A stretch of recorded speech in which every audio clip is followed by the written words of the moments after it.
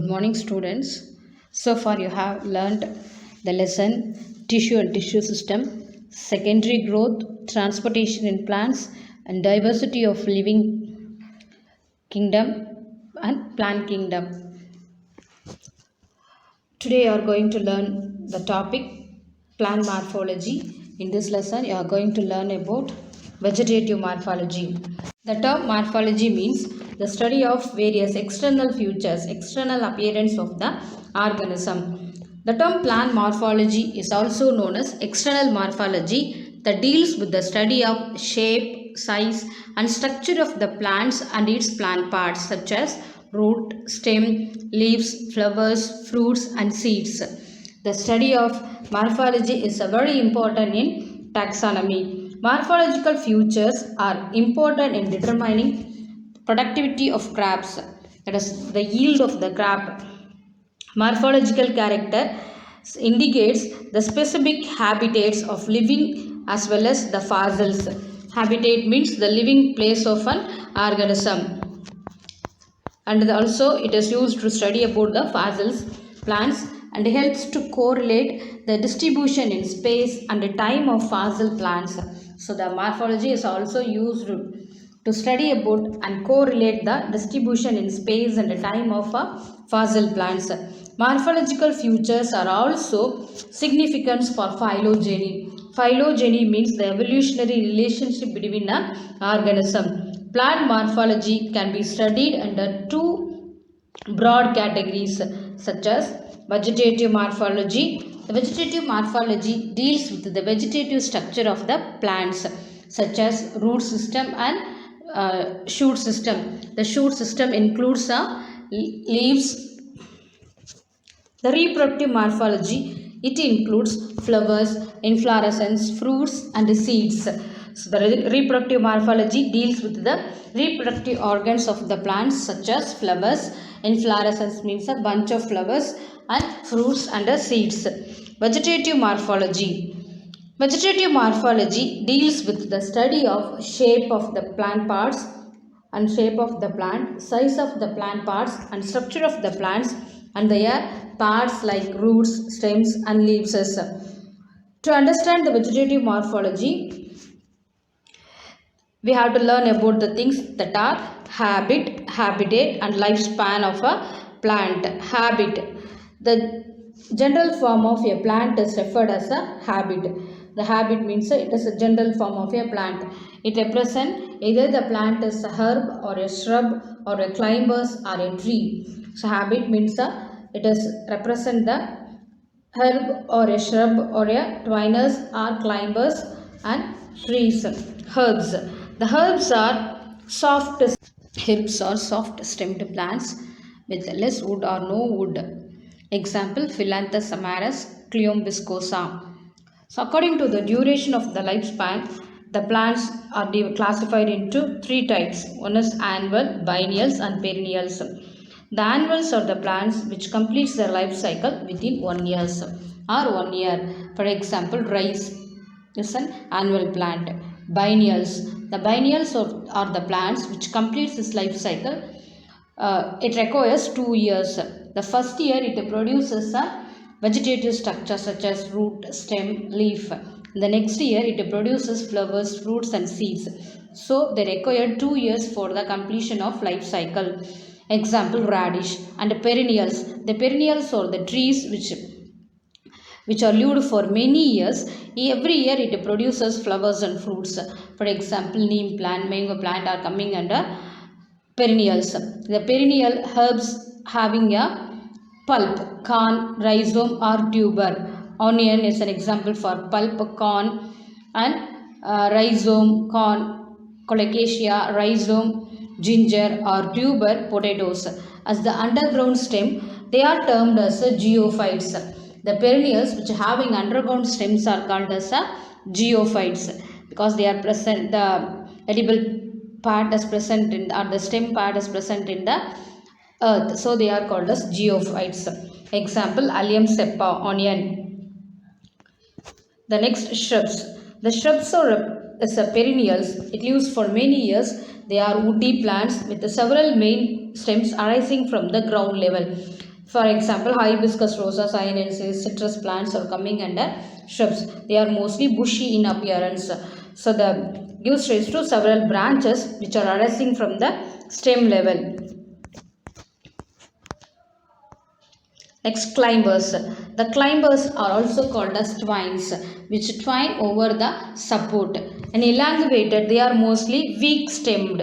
They are unable to stand erect, straight. Generally, they are supported by means of climbing devices such as tendrils or hooks are used for climbing the climbers to the other trees. Climbing devices are called as climbers, vines, which may be annual or perennial, herbaceous or woody. They are either annual plants which completes the life cycle within 1 year or 1 year, or perennials. It may live for many years. Mostly the stem is herbaceous. Herbaceous means herb-like. They are weak-stemmed, or sometimes they are lianas, that is climbers or woody, but they are unable to stand erect. The woody stems are climbing over the support. Lianas. Is a twine that is perennial and woody. The lianas are major components in the tree canopy layer of some tropical forest. They are mostly present in the tropical forest. The example for lianas are Ventilago, Entada, Bougainvillea are some of the lianas which are present in the tropical forest. Trees. The tree is a stout, tall, perennial, woody plant having one main stem called a trunk region. The main stem of the tree is called as a trunk with many lateral branches as arises from the trunk. Example for the tree species are mango, sapota, jack, fig, teak, jackfruit, jack plant, fig and a teak wood. If the trunk remains unbranched, it is said to be a cadex. If the trunk is without any branches, it is a straight means it is called as a cadex. Example for cadex is palmyra, panaimaram and coconut tree. They are all coming under cadex stem. The trunk remains unbranched. Plant habitat. The living place of the plant is called as a plant habitat. Depending upon whether the plant's growing habitat, it may be classified into two major categories. One is the terrestrial, the plant which lives in the land, and aquatic, the plants which lives in the water is called as an aquatic habitat, and the plants which lives in the land is called as a terrestrial habitat.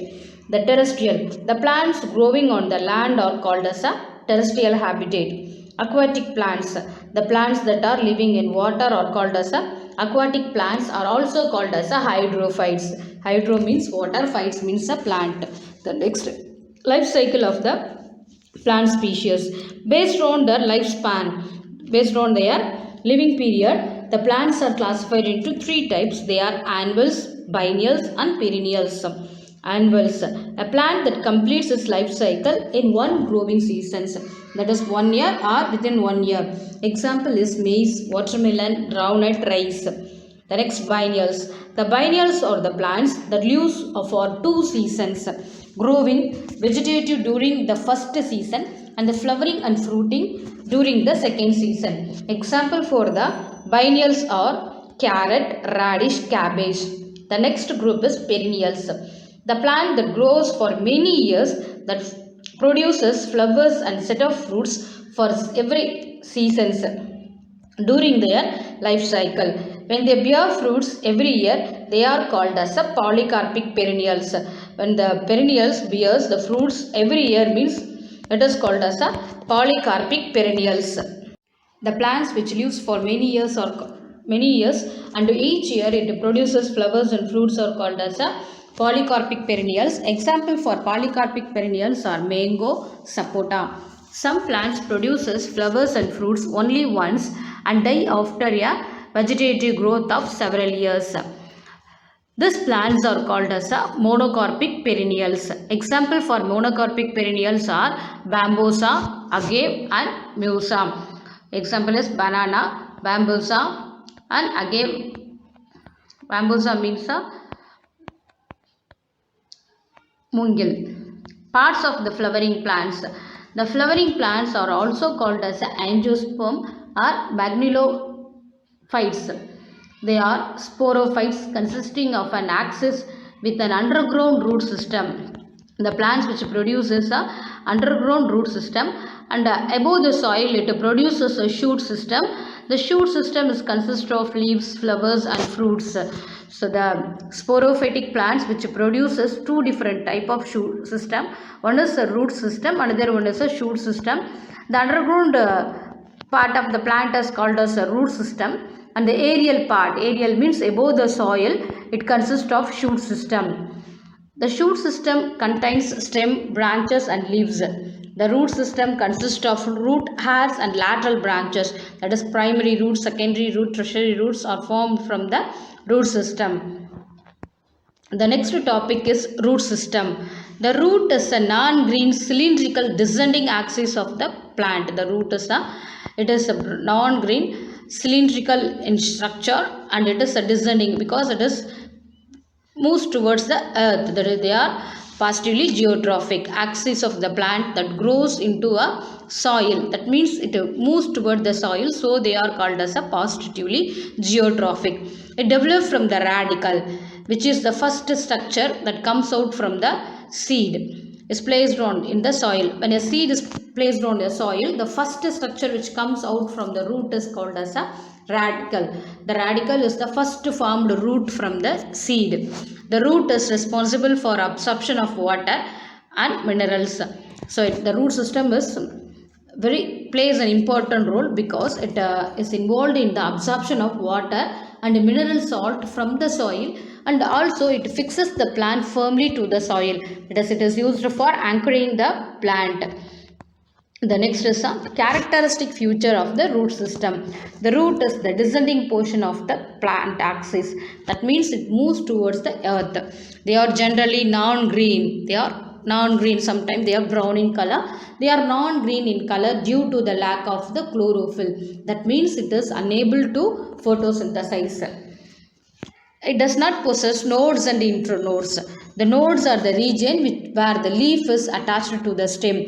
The nodes and internodes means the distance between the two successive nodes are called as the internodes. That is the distance between two leaves. Leaves are called as the internodes, and buds. Buds means a developing shoot system. Except in sweet potato and members of Rutaceae, the root bears buds. The roots are having the developing shoot system which helps in the vegetative propagation. Vegetative propagation means the vegetative part which are used for propagation. It produces young ones. It bears root hairs. The root system bears root hairs. The root hairs are involved in actively to absorb the water from the soil, water and also mineral from the soil.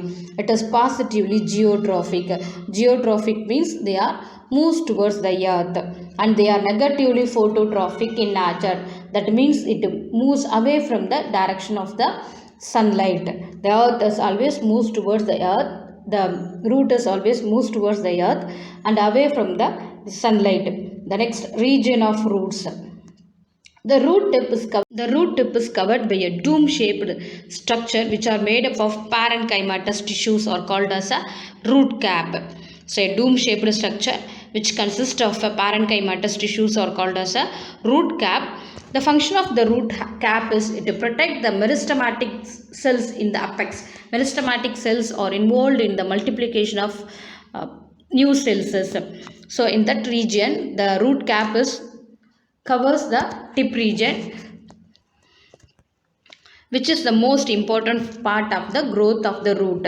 In Pandanus, multi-root cap is present. In Pandanus, there is a multiple root caps are seen. There are many root caps are present in it.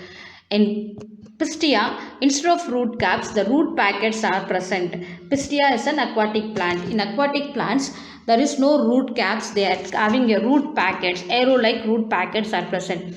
A few millimeters above the root cap, it consists of three zones.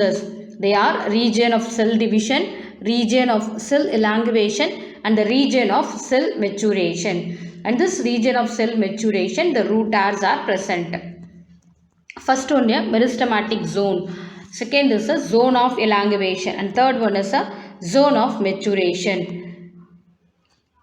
The meristematic zone or the region of cell division, it is present just above the root cap. So the root, just above the root cap, the region of cell division is present. It contains young dividing meristematic tissues. They are actively dividing and also continuously increasing the number. Its main function is this is involved in the growing tip of the root. The next is zone of elongation. It lies just above the meristematic zone. It consists of elongated cells. The cells increase in the length and cause enlargement of the root. The last zone is a zone of maturation. It is above the zone of elongation. The mature differentiated cells are present in it. The cells differentiated into various tissues like epidermis, cortex and vascular bundles. It also produces root hairs which absorb water and mineral salts from the soil. So the important zones of the root are the region of cell division where the young dividing cells are present. Its main function is it is used to increase the length of the root. Next, above the region of cell division, the zone of cell elongation is present. Where the meristematic cells pushes to the upper region, it gets enlarges in size. So the region of cell elongation is where the cells which are formed from the meristematic zones are enlarges in size. The last is a region of cell division or cell maturation. In that region, the cells become matured. It is differentiated into epidermis, cortex and vascular bundles. That is the conductive elements such as xylem and phloem are present. In this region of maturation, the root hairs are present. These root hairs are actively involved in the absorption of water and mineral salts from the soil. The next is a type of root system. The type of root system. The root system is broadly categorized into two types. One is a taproot system, another one is a fibrous root system. The taproot system is consist of primary root, secondary root and tertiary roots. So the taproot system arises from the radical of the seed. So the taproot system arises from the radical which is formed from the seed. It is the first formed root system. The taproot system, the primary root is the direct prolongation of a radical when the primary root persists and continues to grow as in dicotyledons. The taproot system is the main characteristic feature of the dicotyledons. From the radical, it is later converted into a primary root. The primary root consists of several lateral branches which are called as the secondary roots. The secondary roots once again divide to form many lateral roots. They are called as the tertiary roots. In this tertiary roots, the root hairs are present. The collection of primary root, secondary root and tertiary root and root hairs are called as the taproot system. The taproot system produces lateral roots that further branches into finer roots. The lateral roots along with the branches together called as a secondary root. So the taproot is the main important root system of dicotyledons. It is an important feature of the dicotyledons. The next type of root is the adventitious root or fibrous root. The root which arises other than the radical is called as a fibrous root or adventitious root. So in fibrous root, the primary root which is formed from the root which is formed from the radical is short-lived. After that, it is modified into several thin thread-like roots which are more or less equal in size. Such roots are called as a fibrous root.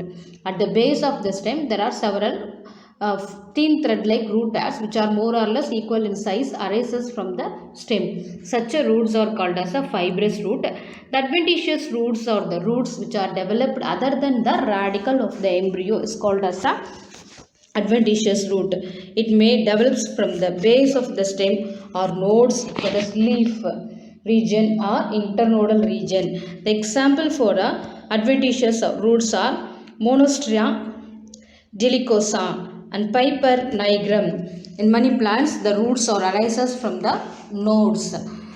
Piper nigrum in pepper the roots are arises from the twinners or the stem part. In most of the monocots, the primary roots of the seedling is short-lived and lateral roots which are arises from the base of the stem. Such a roots are called as a fibrous root system. So the monocotyledons consist of a fibrous root system. The important features of the monocot are it contains fibrous root system, the roots which are arises from the base of the stem.